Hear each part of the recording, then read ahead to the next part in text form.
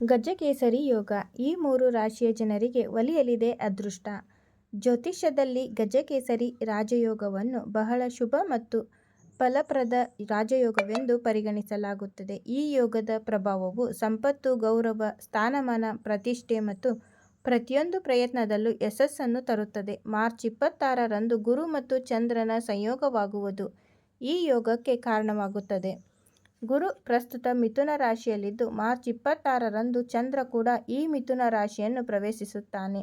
ಇದು ಮಿಥುನ ರಾಶಿಯಲ್ಲಿ ಗಜಕೇಸರಿ ಯೋಗಕ್ಕೆ ಕಾರಣವಾಗಲಿದೆ. ಈ ಅಪರೂಪದ ಯೋಗವು ಹಲವರಿಗೆ ಶುಭ ತರಲಿದೆ. ಎಲ್ಲ ಕಡೆಗಳಿಂದಲೂ ಈ ಸಂಯೋಗ ಶುಭದಾಯಕವಾಗುವುದು ನೋಡಬಹುದು. ಹಾಗಾದರೆ ಈ ಗಜಕೇಸರಿ ಯೋಗದಿಂದ ಯಾರಿಗೆಲ್ಲ ಅನುಕೂಲಕರ ಎಂಬುದನ್ನು ತಿಳಿದುಕೊಳ್ಳೋಣ. ಮಿಥುನ ರಾಶಿ. ಮಾರ್ಚ್ 26ರಂದು ರೂಪುಗೊಳ್ಳುವ ಗಜಕೇಸರಿ ಯೋಗವು ಮಿಥುನ ರಾಶಿಯವರಿಗೆ ಬಹಳ ಶುಭ ಮತ್ತು ಫಲಪ್ರದವಾಗಿರುತ್ತದೆ. ಈ ಯೋಗದ ರಚನೆಯು ನಿಮ್ಮ ವೃತ್ತಿ, ವ್ಯವಹಾರ ಮತ್ತು ಆರ್ಥಿಕ ವಿಷಯಗಳಲ್ಲಿ ಅನೇಕ ಸಕಾರಾತ್ಮಕ ಬದಲಾವಣೆಗಳನ್ನು ತರಲಿದೆ. ಮಿಥುನ ರಾಶಿಯ ಲಗ್ನ ಮನೆಯಲ್ಲಿ ಈ ಯೋಗ ರೂಪುಗೊಳ್ಳಲಿದ್ದು, ಇದರಿಂದ ನಿಮ್ಮ ವೈಯಕ್ತಿಕ ಲಾಭಗಳು ಹೆಚ್ಚಾಗುವುದು ನೋಡಬಹುದು. ನಿಮ್ಮ ಸಂಪತ್ತು ಹೆಚ್ಚಾಗುವುದು, ಹಾಗೆ ಆದಾಯದ ಗಳಿಕೆಯ ಹೊಸ ಮೂಲವನ್ನು ನೀವು ಯಶಸ್ವಿಯಾಗಿ ಪಡೆಯುತ್ತೀರಿ. ಹೊಸ ಕೆಲಸಗಳನ್ನು ಜವಾಬ್ದಾರಿಗಳ ಕಾರಣದಿಂದಾಗಿ ನಿಮ್ಮಲ್ಲಿ ಸಂತಸವಿದೆ. ಹೊಸ ಉದ್ಯೋಗ ಹುಡುಕುವ ನಿಮಗೆ ಉತ್ತಮ ಅವಕಾಶ ಪಡೆಯಲಿದೆ. ಸಿಂಹರಾಶಿ. ಸಿಂಹರಾಶಿಯವರಿಗೆ ಗಜಕೇಸರಿ ರಾಜಯೋಗವು ತುಂಬಾ ಶುಭವಾಗಿರುತ್ತದೆ. ಈ ಯೋಗವು ನಿಮ್ಮ ರಾಶಿಯ 11ನೇ ಮನೆಯಲ್ಲಿ ರಚನೆಯಾಗುತ್ತಿದೆ.